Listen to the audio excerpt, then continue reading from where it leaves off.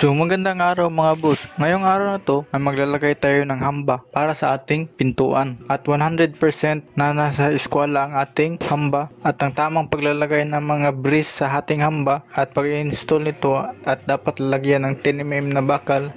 Pero bago muna ang lahat, intro muna tayo.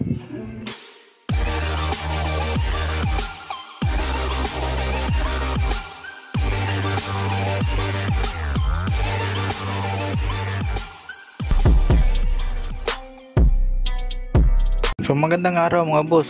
Bali ito yung nabili nating hamba.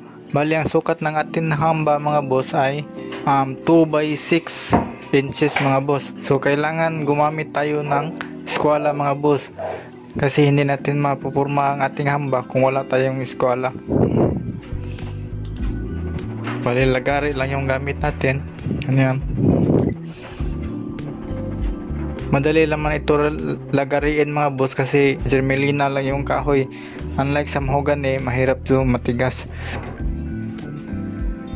So bali ito yung ating pintuan mga boss. Kentucky 40mm by 90mm by 2100mm. So bali mahogany po yan ating pintuan. So pagkatapos nyo naputol ang isang gilid mga boss, so i-eskwala nyo muna at ititest kung nakalapat ba ito lahat. Kasi pag pinutol mo na yung sa kabilang dulo mga boss tapos hindi pala na eskwala yung sa gilid, so babawasan mo naman ito. Kaya mas maganda ititest nyo muna bago lagariin yung kabilang dulo.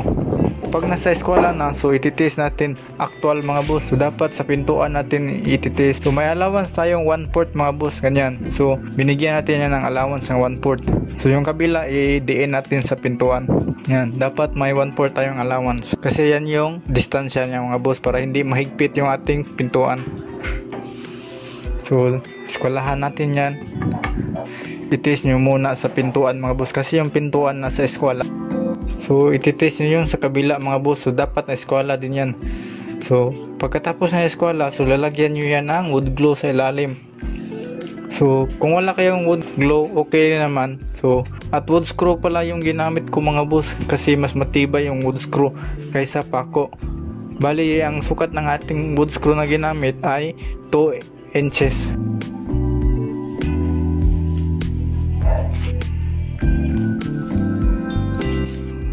So pagkatapos is lalagyan na natin ng mga brace. So tatanggalin muna natin yung temporary na support. Ipa-final natin yung brace sa ibaba.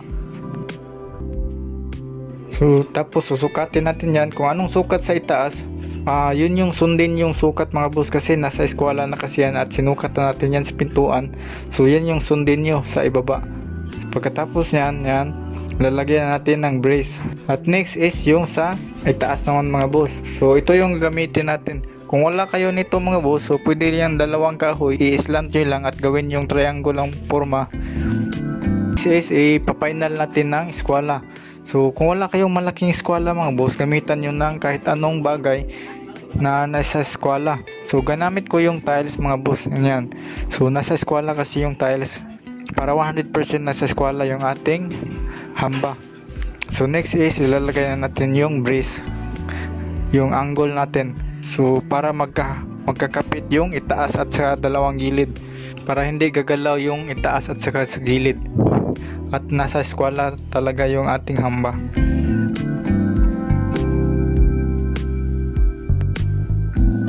Next is susukatin na naman natin kasi maglalagay tayo ng brace sa gitna mga boss.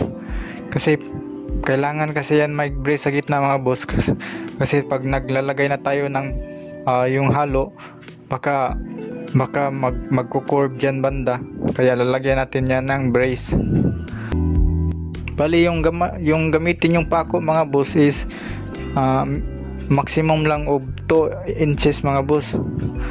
So wag nyong gamitan ng 3 or numero 3 na pako mga boss kasi baka mabibiak yung kahoy o yung hamba natin. So pagkatapos na mga boss, sa tingin nyo mahigpit na yung dalawang hamba, so next is maglalagay na tayo ng brace. So gamit natin pako mga boss is 4 inches na pako o yung ordinaryo lang pako mga boss. So ito pala yung technique ko mga boss, kanyan ginagawa ko yung X mga boss, magkasalubong yung pako. So para mas makapit siya.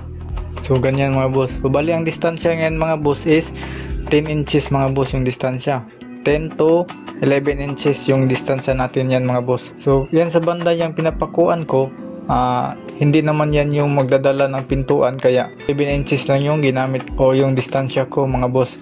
Kasi hindi naman yan yung dadala ng pintuan.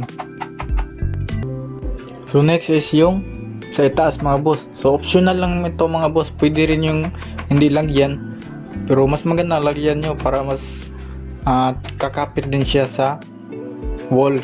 So karaniwan kasi nakikita ko mga boss is hindi ito nilalagyan ng pako, pero mas maganda lagyan nyo ito mga boss para dagdag rin strength lang yun sa ating hamba o sa ating pintuan. So yan mga boss. Ito isa pang tips mga boss. So pag naglalagay kayo ng brace mga boss, huwag nyong itapat sa may yung may cutting or yung may yung ilalagyan ng pinto. So dito mo itapat sa makapal. Yan, dyan sa may bandang gitna mga boss, para hindi mabubutas yung sa may pintuan.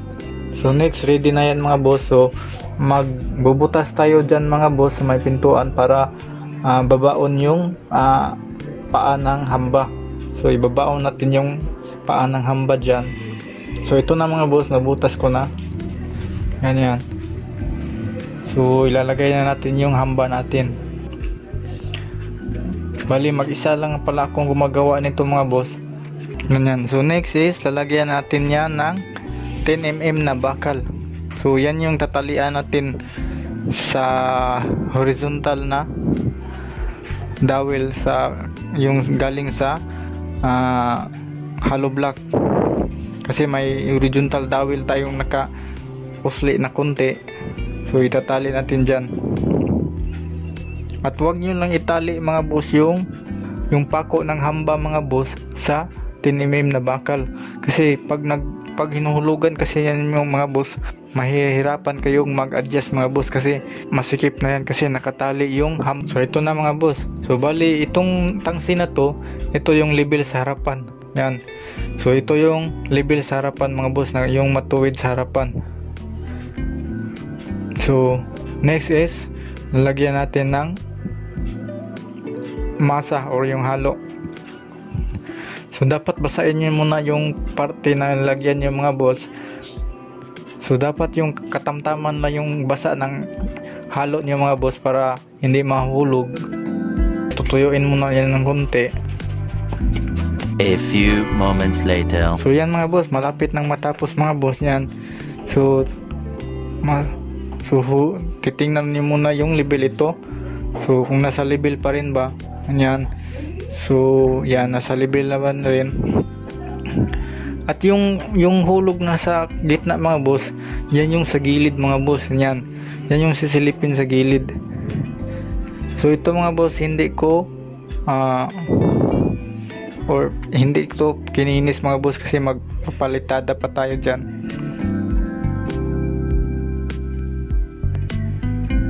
So patutuyuin muna natin yan ng 2 o 3 linggo bago natin ilalagay yung pintuan. So hanggang dito na lang muna mga boss. Maraming salamat sa panonood. Kung nagustuhan yung video na to, please like and subscribe this channel.